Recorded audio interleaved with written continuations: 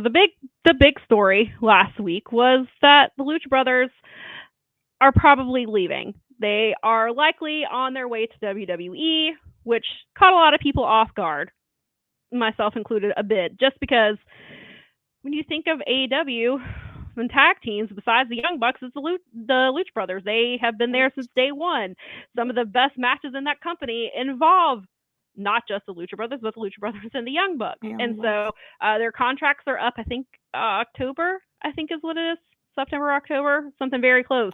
Or they may have been up or are coming close to being up any minute. Like there's a lot of, because no one really knows. Right. There are a lot of guesses going on, but yes, right. And then Phoenix, over the weekend, it came out that Phoenix has pulled out of an indie date that he had for September. They both have been filing trademarks, which is smart in general, whether you're staying or going. Is smart. But all of this together seems to imply that the Lucha Brothers are on their way out, which is insane for multiple reasons. One, they're one of the best tag teams going. Secondly, WWE has a lot of baggage. They don't really have a tag team division, but AEW doesn't really have a tag team division. So then it comes out from Brian Alvarez that the reason the Young Bucks are not on TV is not because the Young Bucks don't want to work, but because Tony Khan doesn't want to pay them. They are per date people, and he doesn't want to pay them certain dates, and so he's making them sit at home, and that the belts are being held are not being held hostage by the Bucks, but in fact by Tony Khan's booking, because he's not booking the Bucks. He is having them stay home because they're per appearance.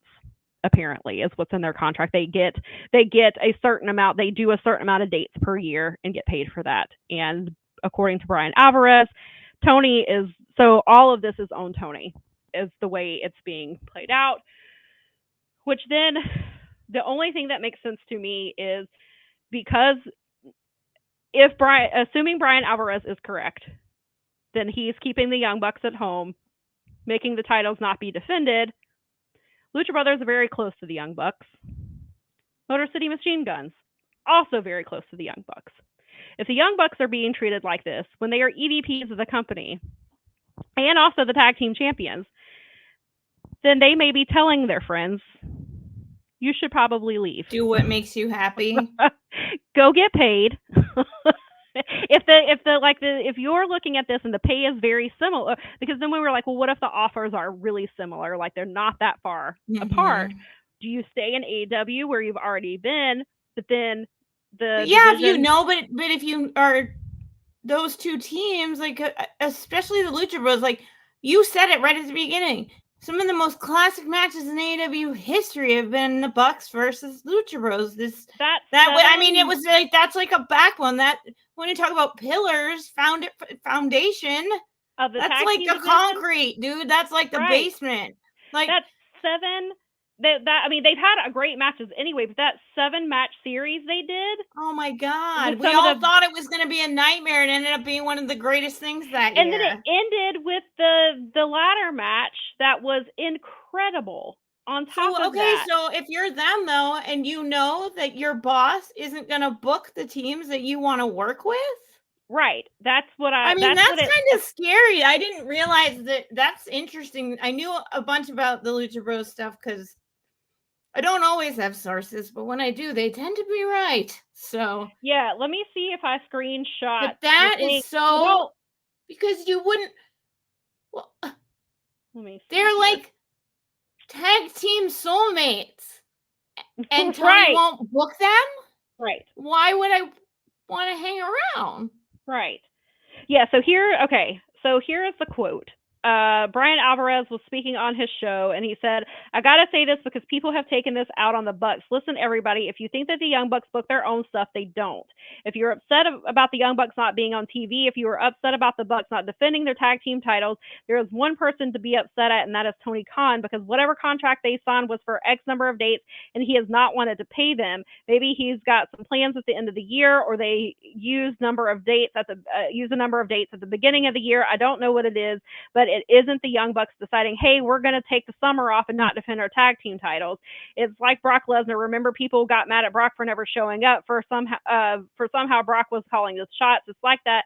He had a X number of dates, and they did not want to pay him for extended periods of time, so they told him to stay home, and he farmed and drank whole milk. And when they wanted him, they would call him back to work, and that's exactly what the Bucks will do when they get the call. And then, as we saw last night, the Bucks they will be defending their tag team titles against the Acclaimed on Wednesday night, which just so happens to be announced right after the story comes out. Was this already the plan? Maybe. Just interesting timing between the two, especially because it seemed like they were going to do a 3-way tag match at All In because the Acclaimed were still due for their title shot, and FTR is all of a sudden back in the picture and like, no, we want to do this again.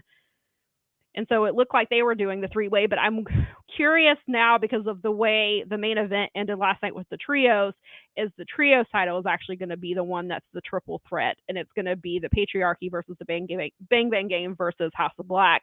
And so they're not going to do 2 3-way matches, and so they're doing Young Bucks and Acclaimed. Young Bucks obviously are going to retain, and then I guess they're going to face a FTR because we are now 14 days away from All In. From the biggest pay-per-view of the year, and there's no tag match. So, yes, apparently that is the story going around. So wait, like that, but if I'm say if I'm Motor City, and I hear that story, yep. Well, I automatically am being told that I'm not going to get to work with the people that I'm like coming on there to work with because we haven't worked together as grown-ups before, like as full-blown. Sure. So that program on a real TV show is where they can have their final program together. That match to me is a needle mover. We go back to the beginning. That's a freaking pay-per-view match right there. It is a pay-per-view match. So that's been my thought, was even if it's not necessarily that they don't get to work with the Young Bucks, because clearly they have made it clear they want to work with younger teams. Well, they would, so and they would be a wonderful influence, right, on the locker room. But not if they're not going to get to work, or what if they get a weird deal? What if they get the titles? Do they have to sit at home?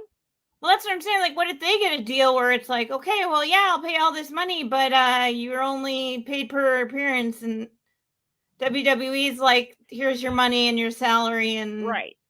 And so now and then that makes sense with the Lucha Brothers. So that's why the Lucha Brothers, if that's why they're leaving, is like, hey, we don't get to wrestle the Bucks anymore, or we don't get to wrestle it. Like, when is the last time the Lucha Brothers had a tag match? I'm sure it doesn't seem recent. Maybe it's more recent than it seems, but it would have been on like a Rampage, I think was the most recent one. And that's they don't belong on Rampage. And then another Dynamite or Collision. Thing that I heard yesterday, I don't know how accurate it is, but I heard that Penta is the one who wants to leave, and Phoenix just wants to be a good brother and will do whatever Penta says. Or not. I heard that it was one brother was really like, and it was very much about like sort of having the WWE experience with the WrestleManias and the things like that. Is that when you are a kid and when you are watching whatever, that was the North American wrestling they watched too. So in some ways, like, I mean, they can't help it. AEW did not exist as an alternative. Right, exactly. Yeah.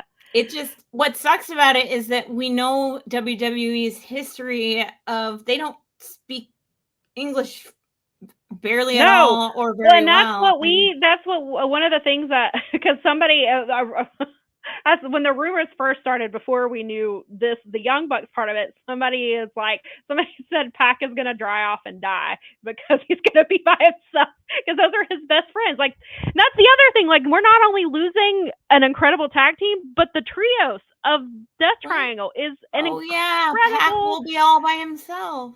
There's a huge part of that. Then on top of that, Alex Abrahantes.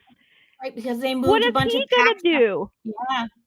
What are you going to... I mean, not that they can't repackage him and put him with someone else. Of course they can. But he makes that... Like, he's a part of that. He does the Penta Says. Like, that's where that all came from. Is because they can speak English, but they obviously... Maybe they're not super comfortable with it or whatever. So that's how the Penta Says started. So... But I don't need to see a bunch of WWE fans screaming what at Penta and Phoenix. You know what I'm saying? Like, I don't need that in my life. If you are only thinking of me and nobody else in your decision, Pentagon, if you go to WWE, that means that you do not get to do any more destroyers because they don't do that there. Yeah, right. So just think about me for a moment here, Penta. And his destroyers are destroyers. Amazing. They're amazing. He is every like time I see Penta, I was like, I am going to get an amazing destroyer. Yeah, right. And so, right. If he goes to AEW, if he goes to WWE, well, not get to see them anymore. Maybe he doesn't want to do them anymore. Maybe so. Some people theorize that the reason Penta wants to go to WWE is because he wants to phone it in. He wants to. I mean, he likes Shinsuke and works 60%. Listen, Penta at 60% is still a lot better than a lot of people.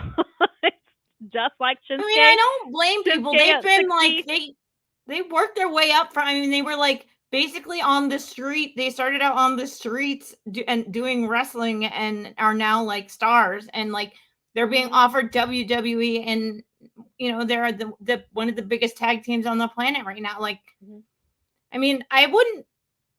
As Jeff Hawkins loves to say all the time, get paid. I mean, if that's your motivation and that's what you want,